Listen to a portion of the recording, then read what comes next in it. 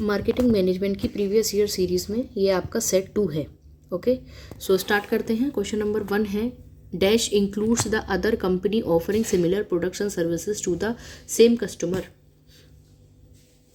Eight similar prices. जब other company कोई दूसरी कंपनी सिमिलर प्रोडक्ट्स और सर्विसेज को सेम प्राइस पर दे रही है कस्टमर्स को, उसे हम क्या बोलते हैं? ठीक है, सप्लाई चेन। तो सप्लाई चेन नहीं बोलते हैं क्योंकि सप्लाई चेन का मतलब होता है refers to the network of supplier. ठीक है, कि हमारा जो सप्लाई है वो कैसे हो रहा है, लाइक मैन्युफैक्चरर, डिस्ट्रीब्यूटर, इसमें कंपटीशन आपका नहीं आता है। सप्लाई चेन हो गया कि सप्लायर आप तक माल कैसे पहुंचा रहा है और आप डिस्ट्रीब्यूटर तक कैसे सप्लाई कर रहे हैं। तो ये हमारा सप्लाई चेन हो गया। उसके बाद हमारा प्रोडक्ट, तो ये गुड्स और सर्विसेज है, ना कि ये कंपटीशन है आपका। और प्राइस मीन्स कि आपके प्रोडक्ट का क्या प्राइस होना चाहिए। तो जब इसका सही जो आंसर है वो है ऑप्शन बी। जब कंपनी सेम प्रोडक्ट या सर्विसेज को सेम प्राइस पर बेचने लगती है कस्टमर को, उसको हम बोलते हैं competition. Option B is the right answer. Now question number 2, introduction of new product in a large scale in the target market is called. किसी भी नए प्रोडक्ट का लार्ज स्केल पर टारगेट मार्केट होती है, उसमें किसी प्रोडक्ट का इंट्रोडक्शन क्या कहलाता है? ऑप्शन ए है टेस्ट मार्केटिंग, ऑप्शन बी है बिजनेस एनालिसिस, ऑप्शन सी है प्रोडक्ट टेस्टिंग, या ऑप्शन डी है कमर्शियलाइजेशन। तो देखिए, फर्स्ट है हमारा टेस्ट मार्केटिंग। कस्टमर मार्केट में जो हमारा कस्टमर रेस्पॉन्स होता है वो लिमिटेड होता है टेस्ट मार्केटिंग में। और बिजनेस एनालिसिस में क्या है कि प्रोडक्ट की डेवलपमेंट से पहले आप एवेल्यूएशन कर रहे हैं अपने बिजनेस का। ठीक है। प्रोडक्ट टेस्टिंग क्या है कि आपने प्रोडक्ट तैयार कर लिया है और फुल स्केल इसकी लॉन्चिंग करने से पहले आप उसको एक बार टेस्ट कर रहे हैं। कमर्शियलाइजेशन मीन्स कि full scale introduction to the market, कि अब आप फाइनली अपने प्रोडक्ट को पूरे तरीके से फुल स्केल पर मार्केट में इंट्रोड्यूस करवा रहे हैं। ठीक है। तो जब आपका प्रोडक्ट पूरे तरीके से तैयार हो जाएगा तो लार्ज स्केल टारगेट मार्केट, यानी कि जो आपकी टारगेट मार्केट है उसमें जो आप लार्ज स्केल पर प्रोडक्ट को इंट्रोड्यूस करवाएंगे उसको हम कहते हैं कमर्शियलाइजेशन।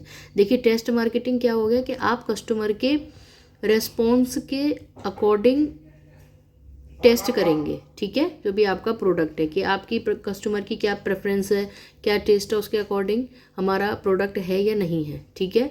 बिजनेस एनालिसिस का मतलब हो गया कि आप प्रोडक्ट डेवलप करने से पहले अपने बिजनेस का एनालिसिस कर रहे हैं। प्रोडक्ट टेस्टिंग मीन्स कि प्रोडक्ट को मार्केट में उतारने से पहले जस्ट आप ट्राई कर रहे हैं। ठीक है, कि प्रोडक्ट उसी तरीके का है या नहीं है। और कमर्शियलाइजेशन में फाइनली आप अपने प्रोडक्ट को मार्केट में उतारते हैं, यानी कि लार्ज स्केल टारगेट मार्केट। ठीक है। तो option D is the right answer, commercialization. Now question number 3, which of the following is a customer oriented approach to pricing? इनमें से क्या कस्टमर ओरिएंटेड है अप्रोच प्राइसिंग की, यानी कि कस्टमर के ऊपर निर्भर है? तो पहला है आपका मार्कअप प्राइसिंग। तो मार्कअप प्राइसिंग जो होती है वो हमारी कॉस्ट पर फोकस करती है, कस्टमर पर नहीं करती है। मार्कअप प्राइसिंग वही प्राइस है कि हमारी कॉस्ट कितनी आई बन के उस पर एक परसेंटेज को ऐड कर देना। ठीक है, तो वो हमारी कॉस्ट पर फोकस करेगी, ना कि कस्टमर के परसेप्शन पर। ब्रेक इवन प्राइसिंग क्या होती है? कवरिंग कॉस्ट पर। ब्रेक इवन प्राइसिंग जो होती है वो कवरिंग कॉस्ट पर होती है, जिसमें कि हमारी ब्रेक इवन वाली स्थिति होती है, ना प्रॉफिट ना लॉस। और सील्ड बिड प्राइसिंग, उसमें क्या होता है कि ये कॉम्पिटिटिव प्राइसिंग मेथड होता है। वैल्यू बेस्ड प्राइसिंग होती है वो हमारी कस्टमर ओरिएंटेड अप्रोच होती है प्राइसिंग की, क्योंकि वैल्यू बेस्ड प्राइसिंग में हमने पढ़ा था कि प्रोडक्ट के वैल्यू क्या है कस्टमर से लेके, और जो क्या वैल्यू आपका प्रोडक्ट कस्टमर को प्रोवाइड कर रहा है। ठीक है, वो होती है हमारी वैल्यू बेस्ड प्राइसिंग, यानी कि कस्टमर कितना सेटिस्फाइड है, उसकी क्या प्रोडक्ट की क्या वैल्यू है कस्टमर के पर्सपेक्टिव से। ठीक है। So option D is the right answer. Now question number 4, in arrangements where another company through its own marketing channel sales to product of one producer is known as. ऐसी marketing strategy जहाँ पे कि एक company अपने marketing channels को हटा के किसी एक प्रोड्यूसर के प्रोडक्ट्स को सेल करती है, वो कौन सी strategy? Option A strategic channel alliance, option B planned channel, option C A and B, या option D none of the above. तो इसका सही जो आंसर है वो है स्ट्रेटेजिक चैनल अलायंस। अब देखिए स्ट्रेटेजिक चैनल अलायंस क्या होती है, जहाँ पे कि एक कोलैबोरेशन हो जाता है कंपनी के बीच में कि हम सेम चैनल ऑफ डिस्ट्रीब्यूशन को या सेम चैनल को यूज़ करेंगे, यानी कि एक ही चैनल को अगर किसी के पास ज़्यादा अच्छा है ऑप्शन तो वही ऑप्शन दो कंपनीज आपस में शेयर करती है, ठीक है। कोलैबोरेशन हो जाता है कंपनीज के बीच में चैनल ऑफ डिस्ट्रीब्यूशन को शेयर करने का, that is strategic channel alliances. So option B A is the right answer. ना question number 5, the word retail comes from a French word that means, यानी कि ब्रेक रिटेल वर्ड्स जो है French से आया है, जिसका मतलब क्या होता है, टू सेल बेचना, टू इंटरेक्ट करना, टू रीसेल दोबारा बेचना, या टू ब्रेक द बल्क। तो जैसा कि आप जानते हैं कि रिटेलर किससे अपना माल लेता है, रिटेलर अपना माल लेता है होलसेलर से, और होलसेलर किससे खरीदता है, प्रोड्यूसर से। लेकिन होलसेलर किस में खरीदता है, बल्क में। और लेकिन जो रिटेलर होता है उसका काम होता है कि वो स्मॉलर यूनिट्स में स्मॉलर क्वांटिटी में खरीदता है और बेचता है, ठीक है। तो ब्रेक द बल्क यानी कि जो होलसेलर के पास बल्क था उसको तोड़ना, इसी का मतलब होता है रिटेल, ठीक है। So option D is the right answer. Now question number 6 is the largest retail store in the world. तो वॉलमार्ट, ठीक है, Walmart is the largest retail store in the world. नाम याद रखेंगे आप सभी लोग। क्वेश्चन नंबर 7 है, which of these is not a specialised retailer. इनमें से क्या एक स्पेशलाइज्ड रिटेलर नहीं है। Option A Cafe Coffee Day, option B Crossword, option C Music World, option D Shoppers Stop. तो जो शॉपर स्टॉप्स है वो एक स्पेशलाइज्ड रिटेलर नहीं है, बल्कि एक डिपार्टमेंटल स्टोर है जहाँ पे कि काफ़ी सारी गुड्स लगी होती हैं, स्पेशलाइज्ड नहीं होती हैं। और क्वेश्चन नंबर 8 है, which of these tools can provide the fastest feedback. इनमें से क्या सबसे पहले फीडबैक, सबसे जल्दी फीडबैक कौन सी टेक्निक से हमें मिल सकता है। Advertising, sales promotion, personal selling या पब्लिक रिलेशन। तो देखिए जब हम पर्सनल सेलिंग करते हैं मींस डायरेक्ट मार्केटिंग करते हैं, जहाँ पे एक कस्टमर होता है और एक सेलर, एक बायर होता है, एक सेलर होता है, और उनके बीच में पर्सनल सेलिंग चल रही है, डायरेक्ट मार्केटिंग चल रही है, तो हमें जो फीडबैक सबसे जल्दी मिलता है वो पर्सनल सेलिंग में मिलता है कि आप वहाँ पे जो आपका बायर है उसके आप डायरेक्ट ओपिनियंस को जान सकते हैं, उसके पर्सपेक्टिव को, उसके ओपिनियन को, टेस्ट वगैरह को आप इजीली वहाँ पे जान सकते हैं, ठीक है। तो personal selling is the right answer. Advertising क्या होता है कि एडवर्टाइजिंग में आपको तुरंत फीडबैक नहीं मिलता और ना ही सेल्स प्रमोशन में मिलता। पब्लिक रिलेशंस का मतलब होता है पब्लिक के साथ अच्छे रिलेशंस बनाना, ठीक है। तो option C is the right answer. Now question number 9, which of these is not a paid form of communication. इनमें से क्या पेड फॉर्म ऑफ कम्युनिकेशन नहीं है। तो ऑप्शन ए है एडवर्टाइजिंग, ऑप्शन बी है sales promotion, option D direct marketing, option T है publicity. तो देखिए एडवर्टाइजिंग हम सब जानते हैं कि एक पेड फॉर्म ऑफ कम्युनिकेशन है, ठीक है। और सेल्स प्रमोशन में भी हम सेल को यानी कि बिक्री को बढ़ावा देने के लिए अब पेड करते हैं यानी कि पैसा देते हैं, ठीक है। डायरेक्ट मार्केटिंग है वो भी कुछ कस्टमर्स के लिए पेड हो जाती है। पब्लिसिटी, लेकिन जो पब्लिसिटी होती है वो पेड नहीं है, आप इसका डायरेक्ट पेमेंट नहीं कर सकते हैं क्योंकि आपको पब्लिसिटी चाहिए, ठीक है।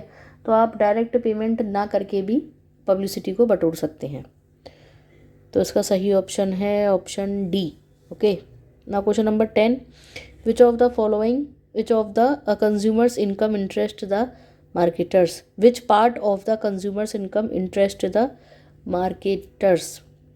कंज्यूमर की इनकम का कौन सा पार्ट मार्केटर्स को इंटरेस्ट करता है।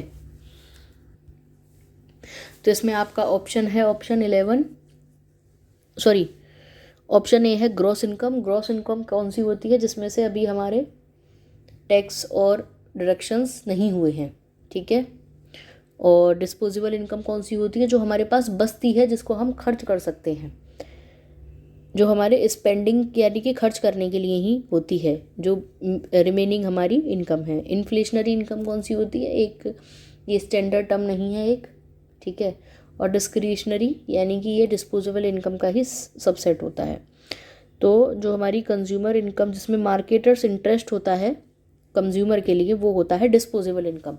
यानी कि डिस्पोजेबल इनकम हमारी ये बताती है कि कितना पैसा है हमारे पास खर्च करने के लिए, और मार्केटर जो होते हैं वही जानना चाहते हैं कि भाई हमारी जो ऑडियंस है उसके पास कितना पैसा है खर्च करने के लिए। ठीक है, so disposable income is the right answer, option B. Now question number 11, different prices points for a different level of quantity for a company's related product is a part of which pricing company इसमें क्या है कि company के एक ही related products जिनके लिए हम अलग प्राइस को चार्ज करते हैं अलग अलग क्वांटिटी के लिए, इनमें से वो क्या चीज़ को शो करता है। ठीक है, price points of a different level of quantity, अलग अलग क्वांटिटी के लिए अलग अलग प्राइसेस को चार्ज करना। ठीक है, for a companies related product, और इन प्रोडक्ट के लिए जो कि एक दूसरे से रिलेट करते हैं। तो देखिए incremental pricing,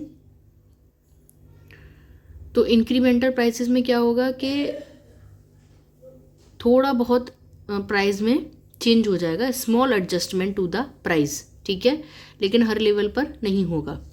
product line price, और उसके बाद है ऑप्शनल प्रोडक्ट प्राइसिंग, यानी कि ऑप्शनल एड और ऑन्स पे हम कर सकते हैं, हम मतलब हम प्राइसेस के को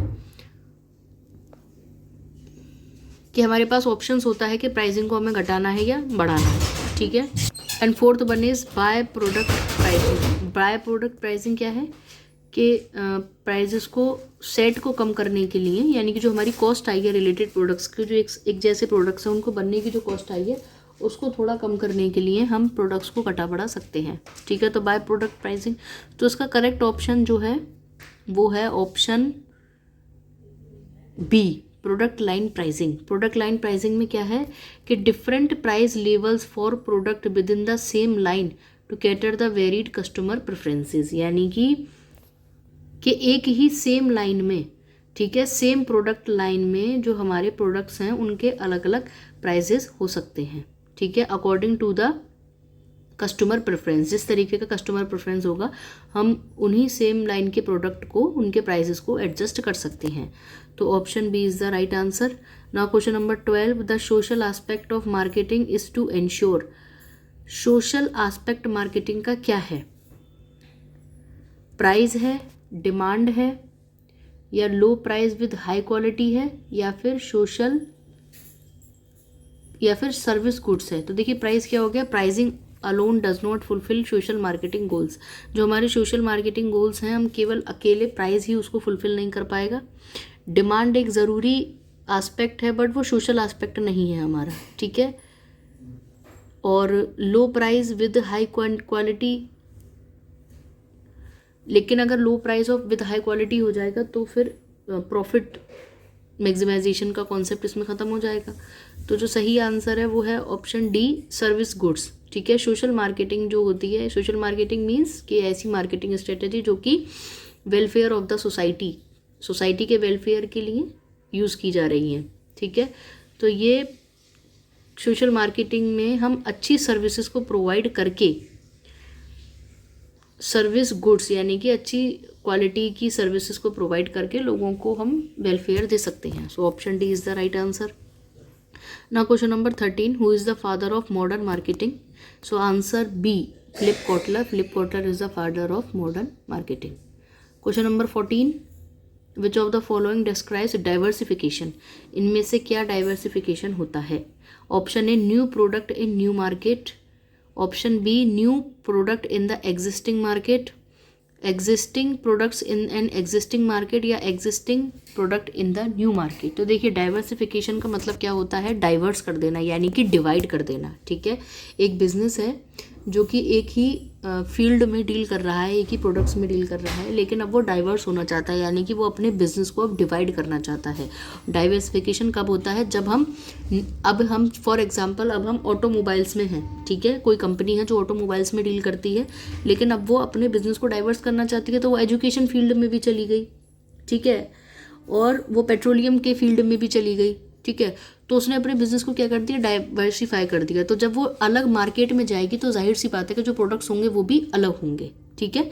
तो diversification means to divide the business, divide कर दिया, डाइवर्स कर दिया, ठीक है।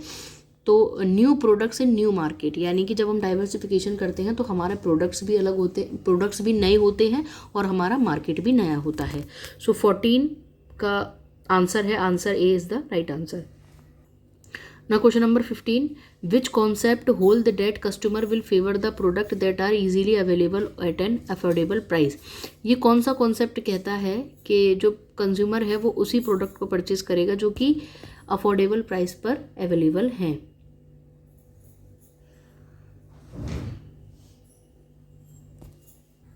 Production concept, marketing concept, product concept या प्रोडक्शन कॉस्ट कॉन्सेप्ट।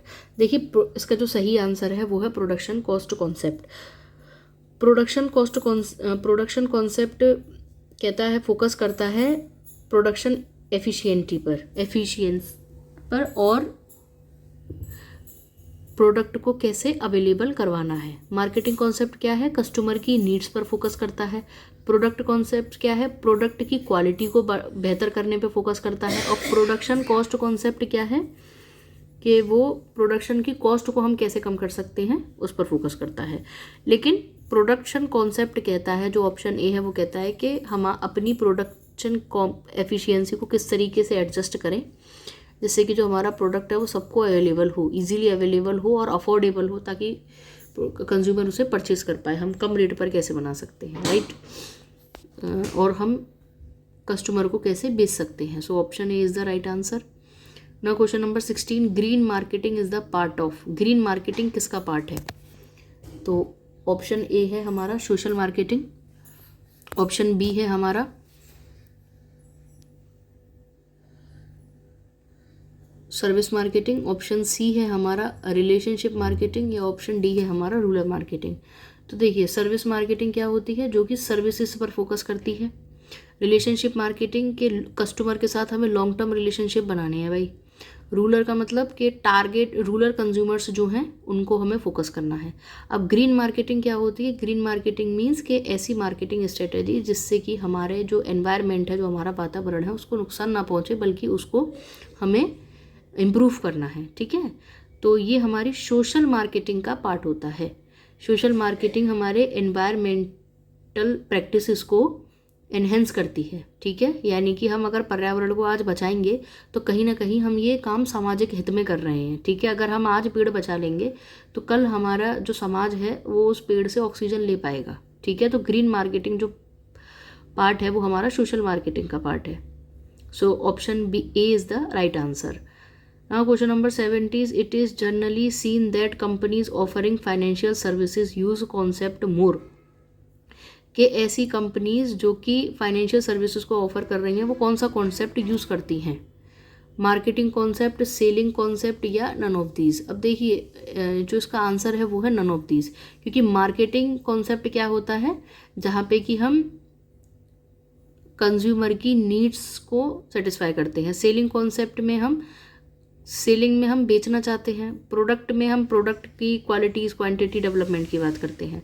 लेकिन यहाँ पे फाइनेंशियल सर्विसेज की बात हो रही है, तो इनमें से तीनों में इसका आंसर नहीं है। Option D is the right answer. ना question number 18, production concept was primarily used at the advent of. जो प्रोडक्शन कॉन्सेप्ट है वो प्राइमरली कहाँ यूज़ हुआ था? तो फर्स्ट है इंडस्ट्रियल रिवॉल्यूशन, या फिर ग्रीन रिवॉल्यूशन, या ए और बी, या फिर नन ऑफ दीज। तो इंडस्ट्रियल रिवॉल्यूशन क्या है कि इंडस्ट्रियल रिवॉल्यूशन के टाइम पे जो फोकस था वो मास प्रोडक्शन पर था, कि मतलब हमें ज़्यादा प्रोड्यूस करना है जिससे कि हमारी एफिशिएंसी आ सके, ठीक है। हमें प्रोडक्शन ज़्यादा करना है जिससे एफिशिएंसी आ सके, और हमारी अगर हम मास प्रोडक्शन करते हैं तो कहीं ना कहीं हमारी कॉस्ट कम होगी, ठीक है। क्योंकि अगर हम एक एक यूनिट बनाएंगे तो हमें कॉस्ट ज़्यादा लगेगी, लेकिन मास प्रोडक्शन करेंगे, बल्क में प्रोडक्शन करेंगे तो एक एक यूनिट बनाने की जो कॉस्ट है वो नहीं होगी, ठीक है, और एफिशिएंसी हमारी अच्छी हो जाएगी। और ग्रीन रिवॉल्यूशन क्या था? ये हमारा खेती बाड़ी से जुड़ा हुआ था, ना कि प्रोडक्शन से, ठीक है। सो प्रोडक्शन कॉन्सेप्ट व प्राइमरली यूज्ड प्रोडक्शन कॉन्सेप्ट हमारा इंडस्ट्रियल रिवॉल्यूशन में यूज़ हुआ था, और ये हमने अभी ऊपर के क्वेश्चंस में डिस्कस किया था। So option A is the right answer. Now question number 19, selling more marketing is more oriented and oriented, and ये है selling more marketing is more dash oriented. Selling मोर यानी कि ज़्यादा बेचना किससे संबंधित है, ठीक है। ऑप्शन ए है प्रोडक्ट कंज्यूमर, ऑप्शन ए है सप्लायर प्रोडक्ट, ऑप्शन बी है प्रोडक्ट और कंज्यूमर, ऑप्शन सी है सप्लायर और कंज्यूमर, ऑप्शन डी है कंज्यूमर और प्रोडक्ट। तो देखिए selling more dash is more oriented, यानी कि ये जो सेलिंग मोर ज़्यादा बेचना प्रोडक्ट और कंज्यूमर से रिलेटेड है, क्योंकि हम ज़्यादा क्या बेचेंगे, प्रोडक्ट बेचेंगे, और किसको बेचेंगे, कंज्यूमर को बेचेंगे, ठीक है। तो option B is the right answer.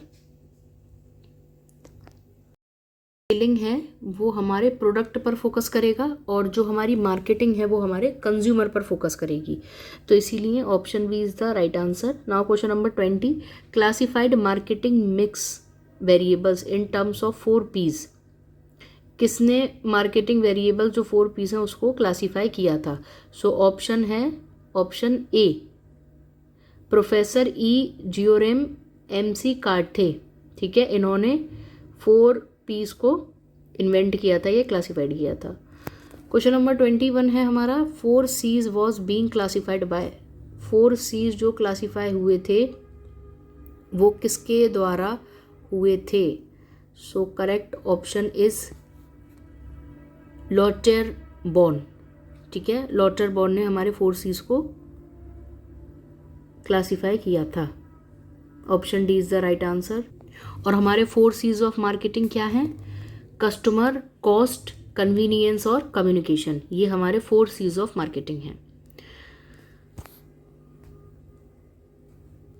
Now question number 22, dash is the only marketing mix variable that can be altered quickly. इनमें से केवल एक ऐसा मार्केटिंग मिक्स का एलिमेंट है जो कि जल्दी से ऑल्टर या एडजस्ट किया जा सकता है। तो प्रोडक्ट, प्राइस, प्लेस या प्रमोशन, तो दैट इज प्राइस। यानी कि ऑब्वियस सी बात है कि हम किसी भी प्रोडक्ट के प्राइस को ही हम जल्दी से ऑल्टर कर सकते हैं। ऑल्टर का मतलब चेंज कर सकते हैं या एडजस्ट कर सकते हैं। प्राइसेस को हम जल्दी से चेंज कर सकते हैं। प्लेस को नहीं कर पाएंगे, प्रोडक्ट को भी नहीं कर पाएंगे, उसमें भी टाइम लगेगा। प्रमोशन को भी नहीं कर पाएंगे, क्योंकि प्रमोशन एक सीक्वेंस या प्रोसेस को फॉलो करके हो सकता है, और प्रमोशन एक मीन्स अवेयरनेस, प्रोडक्ट की अवेयरनेस करवाना, ठीक है। तो ये भी इतनी जल्दी चेंज नहीं हो सकता। तो जल्दी से जो चेंज हो जाए या जो एडजस्ट हो जाए वो क्या होता है? हमारा price. Option B is the right answer. Now question number 23, relationship marketing is based on the principle that current customer are key to. Relationship जो मार्केटिंग होती है वो किस प्रिंसिपल पर काम करती है कि करंट कस्टमर्स जो हैं वो हमारे क्या हैं? तो ऑप्शन बी है हमारा long term success. Option A, sorry, option A है हमारा long term success, option B है हमारा long term failure, option C है हमारा short term success, option D है लॉन्ग टर्म फेलियर। तो देखिए रिलेशनशिप मार्केटिंग का मतलब क्या हो गया कि हमें अपने कस्टमर्स से लंबे रिलेशनशिप्स कैसे बनाने हैं, ठीक है। हम लंबे रिलेशनशिप्स कैसे बना सकते हैं अच्छे लंबे समय के लिए, ठीक है। तो ये किस में होगा? हमारा लॉन्ग टर्म सक्सेस। जब हमारे कस्टमर से रिलेशंस अच्छे होंगे, लॉन्ग रिलेशंस होंगे, अच्छे रिलेशंस होंगे, तो वो हमारी कंपनी की लॉन्ग टर्म सक्सेस को इफेक्ट डालेंगे या हमारी लॉन्ग टर्म सक्सेस को इंश्योर करेंगे, ठीक है। So option A is the right answer. Now question number 24, among the marketing tasks is than approach that reflects the societal marketing philosophy.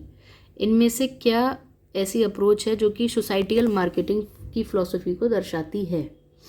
Option A है marketing, option B है demarketing, option C है हमारा both A and B, and option D है none of these.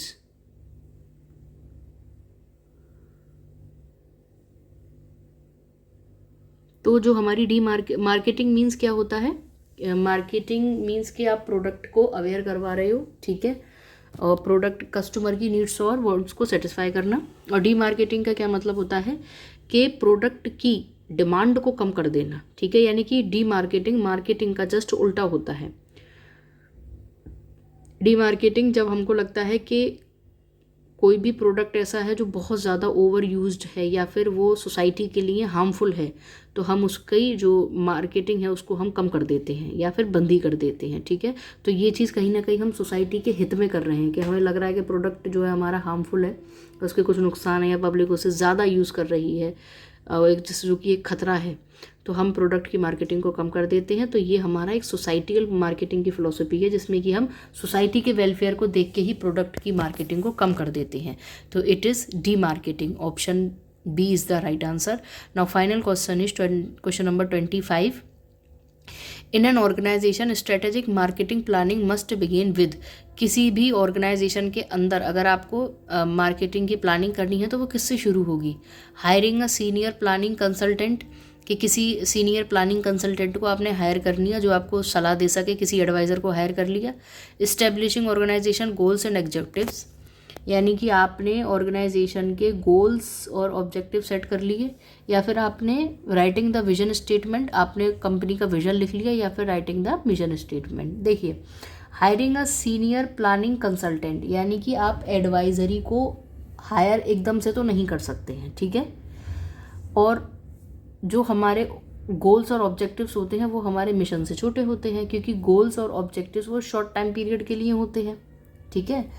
अब इसका जो सही answer है वो है answer D, writing the mission statement. देखिए, मिशन स्टेटमेंट होता है किसी भी कंपनी का, वो उसका कोर पर्पस होता है कि कंपनी क्यों एग्जिस्ट कर रही है, ठीक है। ये फाउंडेशन होती है स्ट्रेटेजिक प्लानिंग की, ये आपका कोर पर्पस होता है कि why your company is exist. तो हमें, और जो विजन होता है हमारा, विजन हमारा फ्यूचर स्टेट है कि हम भविष्य में कहाँ पहुँचना चाहते हैं, 2 साल बाद, 10 साल बाद, 5 साल बाद हम अपना फ्यूचर कहाँ देखते हैं, ठीक है। हम फ्यूचर में डिज़ायर्ड जहाँ हमें पहुँचना है वो हमारा विजन स्टेटमेंट हो गया। तो हम प्लानिंग, कोई भी मार्केटिंग प्लानिंग तभी कर पाएंगे जब हमें कंपनी का मिशन क्लियर होगा, यानी कि हमें उसका कोर पर्पस क्लियर होगा, ठीक है। So option D is the right answer. Thank you.